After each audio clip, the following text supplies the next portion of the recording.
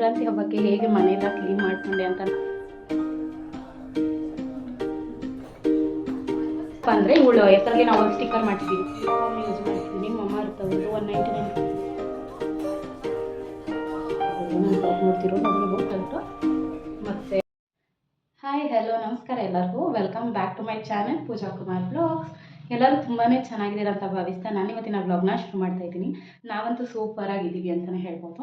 So ಇವತ್ತಿನ vlog ಏನಿಲ್ಲ, ನಾಳೆ ಹಬ್ಬ ಅಲ್ವಾ. ಸೊ ನಾಳೆ ಮೀನ್ಸ್ ನಾಳಿದ್ದು ಹಬ್ಬ ಇದೆ. ಇವತ್ತು ಬಂದುಬಿಟ್ಟು ಸಂಡೇ. ನಾನು ಮೊನ್ನೆ ಮನೆಯೆಲ್ಲ ಕ್ಲೀನ್ ಮಾಡ್ಕೊಂಡಿದ್ದೆ ಸಂಕ್ರಾಂತಿ ಹಬ್ಬಕ್ಕೆ ಅಂತ. ಸೊ ಸಂಕ್ರಾಂತಿ ಹಬ್ಬದ ಕ್ಲೀನಿಂಗ್ ವ್ಲಾಗ್ನ ನಿಮ್ಮ ಜೊತೆ ಶೇರ್ ಮಾಡ್ಕೊಳ್ಳೋಣ ಅನ್ನಿಸ್ತು. ಹೇಗೆ ನಾನು ಯೂಶ್ವಲಿ ಹಬ್ಬಗಳಿಗೆ ಮನೇನ ಕ್ಲೀನ್ ಮಾಡ್ಕೋತೀನಿ ಅಂತ. ಅದಾದಮೇಲೆ ಇವತ್ತು ದೇವ್ರ ದೀಪ ಎಲ್ಲ ತೊಳೆದು ದೇವ್ರ ಮನೇನೂ ಕ್ಲೀನ್ ಮಾಡ್ಕೊಳ್ಳೋಣ ಅಂತ ಅಂದ್ಕೊಬಿಟ್ಟಿದ್ದೀನಿ. ಸೊ ಅದು ನಿಮ್ಮ ಜೊತೆ ಶೇರ್ ಮಾಡ್ಕೊಳ್ಳೋಣ ಅಂತ ಅಂದ್ಕೊಂಡಿದ್ದೀನಿ. ಯಾವ ರೀತಿ ನಾನು ದೇವ್ರ ದೀಪಗಳನ್ನ ವಾಶ್ ಮಾಡ್ಕೋತೀನಿ ಅಥವಾ ದೇವ್ರ ಮನೇನ ಯಾವ ರೀತಿ ಕ್ಲೀನಾಗಿ ಇಟ್ಕೊಳ್ಳೋಕೆ ಟ್ರೈ ಮಾಡ್ತೀನಿ, ಇದೊಂದಷ್ಟು ಟಿಪ್ಸ್ನ ನಿಮ್ಮ ಜೊತೆ ಶೇರ್ ಮಾಡ್ಕೊಳ್ಳೋಣ ಅಂತ ಅಂದ್ಕೊಂಡಿದ್ದೀನಿ. ಸೊ ಹೀಗೆ ಸಂಜೆವರೆಗೆ ಏನಾಗುತ್ತೆ ಅದೆಲ್ಲ ಶೇರ್ ಮಾಡ್ಕೋತೀನಿ. ಹಾಗೆಯೇ ಹೊಸದಾಗಿ ತೊಗೊಂಡಿರೋ ಸೀರೆಗಳು ಅಂತಂದರೆ, ಈಗ ವರಮಹಾಲಕ್ಷ್ಮಿ ಹಬ್ಬದಲ್ಲಿ ದೇವಿಗೆ ಹಾಕಿದ ಸೀರೆ ಆಗಿರ್ಬೋದು. ಹಾಗೆಯೇ ಇನ್ನೊಂದು ಸೀರೆ ತೊಗೊಂಡಿದ್ದೆ, ಅದನ್ನ ಸ್ಟಿಚಿಂಗ್ಗೆ ಅಂತ ಕೊಟ್ಟಿದ್ದೆ. ಆ ಬ್ಲೌಸ್ ಸಹ ಬರುತ್ತೆ. ಸೊ ಅದನ್ನ ಈಸ್ಕೊಂಡು ಬರೋಕ್ಕೆ ಅಂತ ಹೋಗಬೇಕು. ಅದನ್ನ ತೊಗೊಂಡು ಬಂದು ನಾನು ನಿಮಗೆ ತೋರಿಸ್ತೀನಿ. ಸೊ ಹೀಗಿರುತ್ತೆ ನನ್ನ ಇವತ್ತಿನ ವ್ಲಾಗ್. ಹಾಗೆಯೇ ಸಂಕ್ರಾಂತಿ ಹಬ್ಬ ಹತ್ರ ಬರ್ತಿರೋದ್ರಿಂದ ಏನೇನು ಬೇಕು ಸಂಕ್ರಾಂತಿ ಹಬ್ಬಕ್ಕೆ, ಎಳ್ಳು, ಬೆಲ್ಲ, ಕಬ್ಬು, ಈ ಥರ ತೊಗೊಂಡು ಬರೋಣ ಒಂದಷ್ಟು ಶಾಪಿಂಗ್ ಮಾಡಿಕೊಂಡು ಅಂತ ಅಂದ್ಕೊಂಡಿದ್ದೀನಿ. ಸೊ ಅದೆಲ್ಲವನ್ನು ನಾನು ನಿಮ್ಮ ಜೊತೆ ಶೇರ್ ಮಾಡ್ಕೋತೀನಿ. ಯಾವ ರೀತಿ ಹಬ್ಬಗಳಿಗೆ ಯೂಶ್ವಲಿ ನಾವು ಶಾಪಿಂಗ್ ಮಾಡ್ತೀವಿ, ಹಾಗೆಯೇ ಹಬ್ಬದ ಹಿಂದೆ ಯಾವ ರೀತಿ ಪ್ರಿಪ್ರೇಷನ್ಸ್ ಇರುತ್ತೆ, ಹಾಗೆಯೇ ನಮ್ಮ ಲೈಫ್ ಸ್ಟೈಲ್ ಹೇಗೆ ಹೋಗ್ತಿದೆ ಅನ್ನೋದನ್ನು ಶೇರ್ ಮಾಡ್ಕೊಳ್ಳೋ ಉದ್ದೇಶ ಅಷ್ಟೇ. ಐ ಹೋಪ್ ನಿಮಗೆ ಇವತ್ತಿನ ವ್ಲಾಗ್ ತುಂಬಾ ಇಷ್ಟ ಆಗುತ್ತೆ ಅಂತ. ಸೊ ಸ್ವಲ್ಪನಾದರೂ ಇಷ್ಟ ಆದರೆ ಲೈಕ್ ಕಮೆಂಟ್ ಶೇರ್ ಮಾಡೋದನ್ನ ಮರಿಬೇಡಿ. ಹಾಗೆಯೇ ನನ್ನ ಚಾನಲ್ಗೆ ಸಬ್ಸ್ಕ್ರೈಬ್ ಆಗಿಲ್ಲ ಅಂದರೆ ಪ್ಲೀಸ್ ಡೂ ಸಬ್ಸ್ಕ್ರೈಬ್ ಅಂತ ಹೇಳ್ತಾ ಇವತ್ತಿನ ವಿಡಿಯೋನ ಶುರು ಮಾಡೋಣ ಬನ್ನಿ. ಸೊ ಸರಿ, ಇವಾಗ ಸ್ನಾನ ಎಲ್ಲ ಮುಗೀತು. ಇವಾಗ ತಾನೇ ಮನೆ ಕೆಲಸ ಎಲ್ಲ ಮುಗಿಸಿ ಸ್ನಾನ ಮಾಡಿಬಿಟ್ಟು ಬಂದೆ. ನನ್ನ ಸ್ಕಿನ್ ಕೇರ್ ರುಟೀನ್ ಹೇಗಿರುತ್ತೆ ಅದನ್ನು ಒಂಚೂರು ಶೇರ್ ಮಾಡ್ಕೊಳ್ಳೋಣ ಅಂದ್ಕೊಂಡೆ. ಸ್ಕಿನ್ ಕೇರ್ ಅಂತ ನಾನೇನು ಸಪ್ರೇಟಾಗಿ ಮಾಡೋಕ್ಕೆ ಹೋಗಲ್ಲ. ನನ್ನ ಪಾಪುದು ಏನು ಕ್ರೀಮ್ ಇದೆ, ಸೊ ಇದನ್ನೇ ಮಾಯ್ಶ್ಚರೈಸರ್ ಆಗಿ ಯೂಸ್ ಮಾಡ್ತೀನಿ ಅಂತ ಹೇಳ್ಬೋದು. ಯಾಕಂದರೆ ನನಗೆ ಬೇರೆ ಅವಳಿಗೆ ಬೇರೆ ತಂದು ಯೂಸ್ ಮಾಡೋ ಅಷ್ಟು ಪೇಷನ್ಸ್ ಎಲ್ಲ ನನಗಿಲ್ಲ. ಇದೇ ಒಳ್ಳೆ ರಿಸಲ್ಟ್ ಕೊಡುತ್ತೆ. ಮಕ್ಕಳು ಸ್ಕಿನ್ನೇ ಚೆನ್ನಾಗಿರುತ್ತೆ ಅಂದಮೇಲೆ ನಮ್ಮ ಸ್ಕಿನ್ನ ಚೆನ್ನಾಗಿಡಲ್ವಾ. ಸೊ ಹಾಗಾಗಿ ಪಾಪು ಕ್ರೀಮ್ನೇ ನಾನು ಯೂಸ್ ಮಾಡ್ಕೋತೀನಿ ಮಾಯ್ಶ್ಚರೈಸರ್ ಆಗಿ. ಆ್ಯಂಡ್ ಸನ್ಸ್ಕ್ರೀನ್ ಏನು ಹಚ್ಚಕ್ಕೆ ಹೋಗಲ್ಲ, ಮೊದಲೆಲ್ಲ ಹಚ್ತಿದ್ದೆ. ಬಟ್ ನಮ್ಮ ಇಂಡಿಯನ್ ಸ್ಕಿನ್ ಟೋನ್ಗೆ ಸನ್ಸ್ಕ್ರೀನ್ ಅಗತ್ಯ ಇಲ್ಲ ಅಂತ ನಾನು ಯಾವುದೋ ಒಂದು ವೀಡಿಯೋದಲ್ಲಿ ನೋಡಿದೆ. ಹಾಗಾಗಿ ಸನ್ಸ್ಕ್ರೀನು ನಾನು ಹಚ್ಚಲ್ಲ. ಚಿಕ್ಕ ವಯಸ್ಸಿಂದೇನು ಅಭ್ಯಾಸ ಇರಲಿಲ್ಲ, ಇತ್ತೀಚೆಗೆ ಅಭ್ಯಾಸ ಮಾಡ್ಕೊಂಡಿತ್ತು. ಸೊ ಅದು ಬೇಡ ಅಂತ ನಾನು ಬಿಟ್ಟೆ. ಇವಾಗ ನಾನು ಇದನ್ನೇ ಮಾಯ್ಶ್ಚರೈಸರ್ಗೆ ಯೂಸ್ ಮಾಡ್ತಿರೋದು. ಸೊ ಒಂದು ಸ್ಮಾಲ್ ಸ್ಕಿನ್ ಕೇರ್ ರುಟೀನ್ ಅನ್ನು ನಾನು ನಿಮ್ಮ ಜೊತೆ ಶೇರ್ ಮಾಡ್ಕೊತಾ ಇದ್ದೀನಿ ಅಷ್ಟೇ. ಸ್ಕಿನ್ ಕೇರ್ ಮತ್ತು ಲಿಪ್ ಕೇರ್ ಹೇಗೆ ಮಾಡ್ತೀನಿ ಅಂತ. ಅದು ಒಂಥರ ಈ ಕಡೆ ಆಯಿಲಿ ಸ್ಕಿನ್ನು ಅಲ್ಲ, ಈ ಕಡೆ ಡ್ರೈ ಸ್ಕಿನ್ನು ಅಲ್ಲ, ಕಾಂಬಿನೇಷನ್ ಸ್ಕಿನ್ ಥರ ಅಂದ್ಕೊಂಡಿದ್ದೀನಿ. ಗೊತ್ತಿಲ್ಲ ಸರಿಯಾಗಿ ಏನು ಅಂತ. ನನಗೆ ಗೊತ್ತಿರೋ ಅಲ್ಪ ಸ್ವಲ್ಪ ನಾಲೆಡ್ಜ್ ಪ್ರಕಾರ ಹಾಗಾಗಿ ಇದನ್ನೇ ಹಚ್ತೀನಿ. ಇದನ್ನು ಹಚ್ಚಿದಾಗ ಸ್ವಲ್ಪ ಆಯಿಲಿ ಅನಿಸುತ್ತೆ, ಹಚ್ಚಿಲ್ಲ ಅಂದರೆ ಫುಲ್ ಡ್ರೈ ಅನಿಸುತ್ತೆ. ಹಾಗಾಗಿ ನಾನು ಇದನ್ನು ಹಚ್ಚಾದ್ಮೇಲೆ ಪಾಪುದು ಪೌಡರ್ ಬರುತ್ತೆ ಅಲ್ವಾ, ಬೇಬಿ ಪೌಡರ್, ಅದನ್ನೇ ಯೂಸ್ ಮಾಡ್ತೀನಿ ಸ್ವಲ್ಪ. ಯಾಕಂದರೆ ಒಂಥರ ಗ್ರೀಸಿನೆಸ್ ಇರುತ್ತಲ್ಲ, ಅದು ಹೋಗಲಿ ಅಂತ ಅಷ್ಟೇ. ಸೊ ಇದನ್ನು ಹಚ್ಕೊಂಡಾಗ ಸ್ವಲ್ಪ ಆಯಿಲ್ ಅನ್ನೋವಂಥದ್ದು ಕಡಿಮೆ ಆಗಿದೆ ಅಂತ ಅನಿಸುತ್ತೆ. ಹಾಗಾಗಿ ಅಷ್ಟೇ.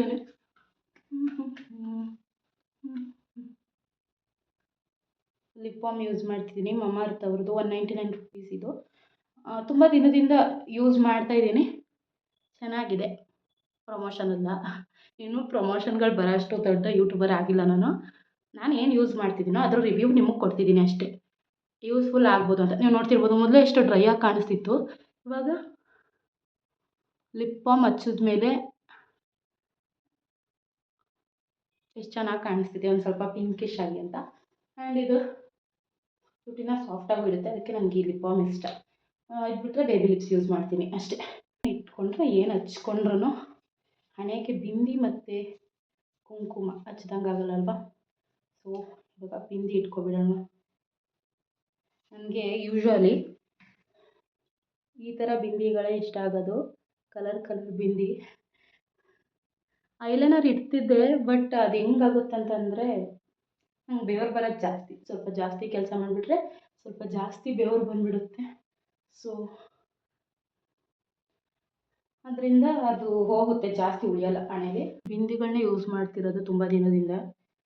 ಯಾರಾದರೂ ಕಾಲೇಜ್ಗೆ ಹೋಗೋರು, ಆಫೀಸ್ಗೆ ಹೋಗೋರಿದ್ದರೆ ಅವರೆಲ್ಲ ನಾನು ಬ್ಲಾಗ್ ನೋಡಿರಲ್ವೋ, ಆದರೂ ಹೇಳ್ತಿದ್ದೀನಿ. ಇದ್ದರೆ ಈ ಥರ ಬಿಂದಿಗಳು ಯೂಸ್ ಮಾಡಿ, ಸೀರೆಗೆ ಮ್ಯಾಚು ಚೆನ್ನಾಗೂ ಇರುತ್ತೆ,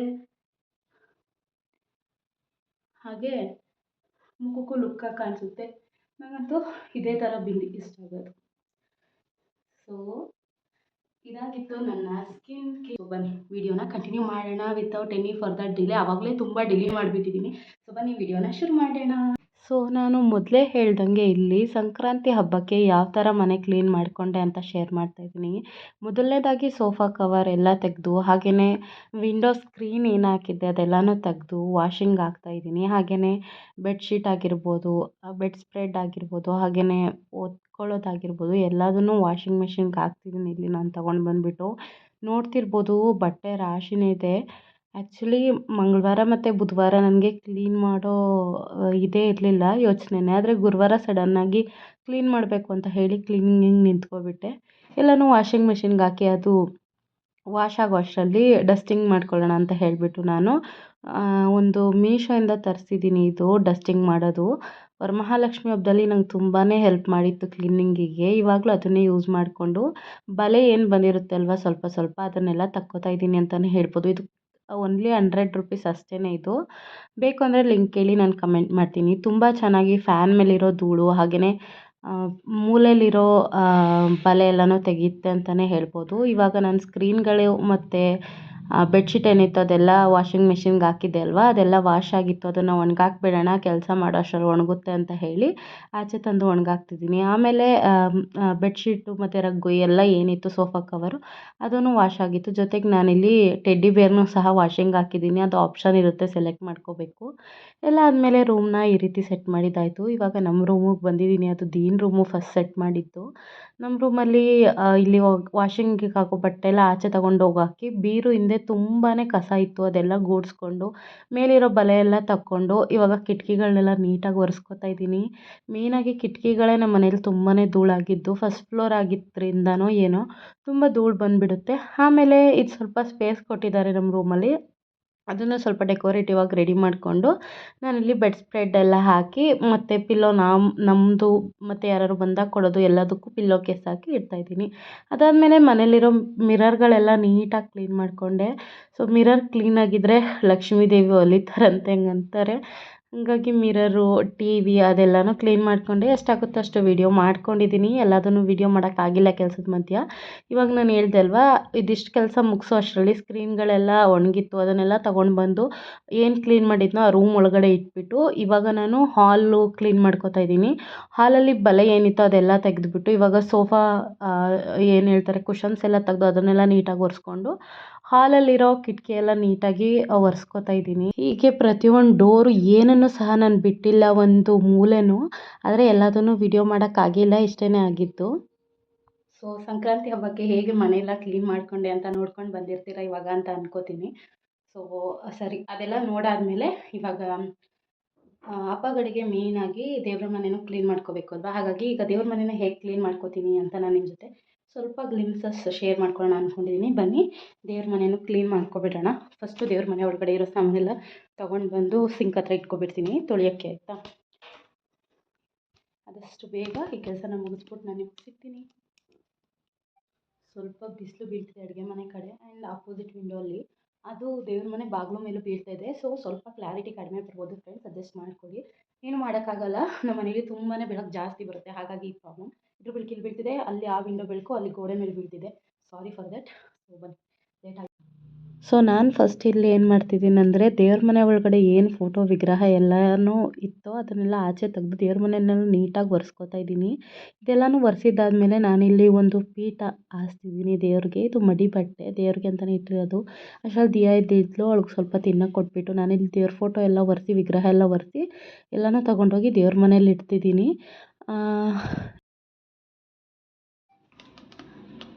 ಸೊ ನೀವಿಲ್ಲಿ ನೋಡ್ತಿರ್ಬೋದು, ನಾನು ಇಷ್ಟೇ ಇಟ್ಕೊಂಡಿರೋದು ದೇವ್ರ ಪೂಜೆಗೆ ದೇವ್ರ ಸಾಮಾನು. ಮೊದಲೇ ಹೇಳ್ದಂಗೆ ನನ್ನ ಹತ್ರ ಜಾಸ್ತಿ ದೇವ್ರ ಸಾಮಾನಿಲ್ಲ, ಸ್ವಲ್ಪ ಇಟ್ಕೊಂಡಿದ್ದೀನಿ. ಏನಕ್ಕಂದರೆ ಕ್ಲೀನಿಂಗಿಗೆ ಕಷ್ಟ ಆಗಬಾರ್ದು ಅಂತ ಅಷ್ಟೇ. 2 ದೀಪ, ಅರಿಶಿನ ಕುಂಕುಮದ ಬಟ್ಟಲು, ಹಾಗೆ ಧೂಪ ಮತ್ತು ಗಂಟೆನ ಇಟ್ಕೊಂಡಿದ್ದೀನಿ ಅಷ್ಟೇ. ಸೊ ಫೈನಲಿ ಈ ಥರ ರೆಡಿ ಮಾಡ್ಕೊಂಡಿದ್ದೀನಿ. ಈ ಥರ ರೆಡಿ ಮಾಡಿಕೊಂಡು 2 ಗಂಧದ ಕಡ್ಡಿ ಹಚ್ಚಿದೆ ಅಷ್ಟೇ. ಹೂವು ಏನು ಮುಡಿಸಿಲ್ಲ, ರಂಗೋಲಿ ಹಾಕಿಲ್ಲ, ಏನು ಮಾಡಿಲ್ಲ. ಇವತ್ತು ವಾರ ಮಾಡಬೇಕಾಗಿತ್ತು, ಆದರೆ ಒಟ್ಟಿಗೆ ನಾಳೆ ಪೂಜೆ ಮಾಡೋಣ ಅಂತ ಹೇಳ್ಬಿಟ್ಟು ನಾನು ಹಾಗೆ 2 ಗಂಧದ ಕಡ್ಡಿ ಹಚ್ಚಿ ಇವಾಗ ದೇವ್ರ ಮನೆಯೆಲ್ಲ ರೆಡಿ ಮಾಡಿದ್ದಾಯಿತು. ಇನ್ನೇನಿಲ್ಲ, ನಾಳೆ ಹೂವು ಮುಡಿಸ್ಬಿಟ್ಟು ಪೂಜೆ ಮಾಡೋದು ಅಷ್ಟೇ, ಬಾಕಿ ಇನ್ನೇನು ಕೆಲಸ ಇಲ್ಲ. ಇವಾಗ ಹೋಗಿ ಬಿಡಿಸ್ಕೊಂಡು ಎಳ್ಳು ಬೆಲ್ಲ ಅದೆಲ್ಲ ತೊಗೊಂಡು ಬರಬೇಕು. ಸೊ ಆದಷ್ಟು ಬೇಗ ಸಿಗ್ತೀನಿ ನಿಮಗೆ, ಎಲ್ಲ ಅಪ್ಡೇಟ್ಸು ಶೇರ್ ಮಾಡ್ಕೊತೀನಿ. ಇದು ಬಂದು ನೆಕ್ಸ್ಟ್ ಡೇ ನಾವು ದೇವಸ್ಥಾನಕ್ಕೆ ಹೋಗಬೇಕಾಗಿತ್ತು. ಆವಾಗಲೇ ಶಾಪ್ ಮಾಡೋಣ ಅಂತ ನಿನ್ನೆ ಹೋಗಲಿಲ್ಲ. ಇಲ್ಲಿ ದಿಯಾಗೆ ಸ್ನಾನ ಮಾಡಿಸಿ ರೆಡಿ ಮಾಡ್ತಿದ್ದೀನಿ. ನೀನೇ ಫಸ್ಟ್ ಸ್ನಾನ ಮಾಡಿದೀಯಾ ನಮ್ಮ ಮನೇಲಿ? ಯಾರು ಮಾಡಿಸ್ಕೊಟ್ರು ಸ್ನಾನ?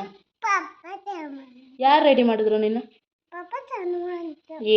ನಾನು ತಾನೇ ಮಾಡಿಸಿ ರೆಡಿ ಮಾಡ್ತಿರೋದು ನಿನಗೆ ಚಿನ್ನು.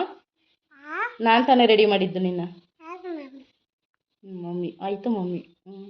ಚಿನ್ನು ಹಾಯ್ ಮಾಡಿಬಿಡು ಚಿನ್ನು. ಹಾಯ್ ಹೇಳು ಬಾಯಲ್ಲಿ ಹಾಯ್. ಹಾಯ್ ಹಲೋ ಅನ್ನು. ಲೈಕ್ ಸಬ್ಸ್ಕ್ರೈಬ್ ಅಂತೆ ಮಾಡಿ.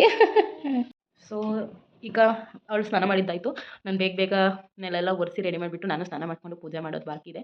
ಆಮೇಲೆ ನಾನು ನಿಮಗೆ ಸಿಗ್ತೀನಿ ಅಂತ ಹೇಳ್ತಾ ಇವತ್ತು ದೇವಸ್ಥಾನಕ್ಕೆ ಕೂಡ ಹೋಗ್ತೀವಿ. ಅದನ್ನು ನಾನು ನಿಮ್ಮ ಜೊತೆ ಶೇರ್ ಮಾಡ್ಕೊತೀನಿ. ಹಿಂದೆ ಸ್ವಲ್ಪ ಬೆಳಕು ಜಾಸ್ತಿ ಇರೋದ್ರಿಂದ ಕ್ಲಾರಿಟಿಯಾಗಿ ಕಾಣಿಸ್ತಿಲ್ಲ. ಸೊ ಸರಿ, ಸಿಗ್ತೀನಿ, ಬಾಯ್. ಸ್ನಾನ ಮಾಡಿ ಪೂಜೆ ಎಲ್ಲ ಮಾಡಿ ದೇವಸ್ಥಾನಕ್ಕೂ ಬಂದಿದ್ದಾಯಿತು. ಬಂದು ಪೂಜೆ ಎಲ್ಲ ಮುಗಿಸ್ಕೊಂಡು ಮನೆಗೂ ಬಂದಾಯಿತು.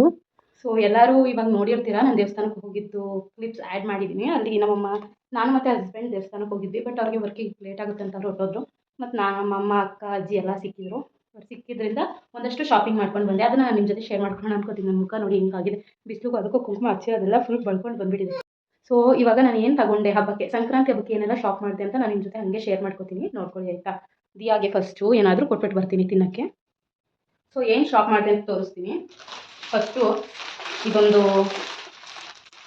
ಬ್ರೆಡ್ ಸ್ಪ್ರೆಡ್ ತಗೊಂಡೆ, ಇರಲಿ ಅಂತ. ಯಾಕಂದರೆ ನಿಮಗೆಲ್ಲ ಗೊತ್ತಿರೋ ಹಾಗೆ ಇವಾಗ ಆಲ್ಮೋಸ್ಟ್ 1 ಇಯರ್ ಆಗಿದೆ ನಾವು ನಮ್ಮದು ಅಂತ ಫ್ಯಾಮಿಲಿನ ಶುರು ಮಾಡಿ. ಸೊ ಎಲ್ಲರೂ ಒಂದೊಂದಾಗೆ ತಗೋಬೇಕು. ಹಾಗೆ ಯಾವಾಗಲೂ ಒಂದೇ ಸಲ 4-5 ಬೆಡ್ ಸ್ಪ್ರೆಡ್ ತಗೊಬಿಡೋದಕ್ಕಿಂತ ಹೋದಾಗ ಒಂದೊಂದು ತಗೊಳ್ಳೋಣ ಅಂತ ಹೇಳ್ಬಿಟ್ಟು ಇದೊಂದು ಬೆಡ್ ಸ್ಪ್ರೆಡ್ ತಗೊಂಡೆ. ಹಾಗೆ ನನಗೆ ಡೈಲಿ ವೇರ್ಗೆ ಹಾಕ್ಕೊಳ್ಳೋಕ್ಕೆ ಅಂತ ಹೇಳ್ಬಿಟ್ಟು ಇವಾಗ ಹೊಸ ವರ್ಷದಿಂದ ಒಂದು ಸ್ವಲ್ಪ ಲುಕ್ಸ್ ಎಲ್ಲ ಚೇಂಜ್ ಮಾಡಿದ್ದೀನಿ ಅಲ್ವಾ, ಅದಕ್ಕೆ ಇದೊಂದು 4 ಸೈಜ್ ಟೀ ಶರ್ಟು ಮತ್ತು ಇದೊಂದು ಪ್ಯಾಂಟ್ ಬರುತ್ತಲ್ಲ, ಟ್ರ್ಯಾಕ್ ಪ್ಯಾಂಟ್ ಥರ.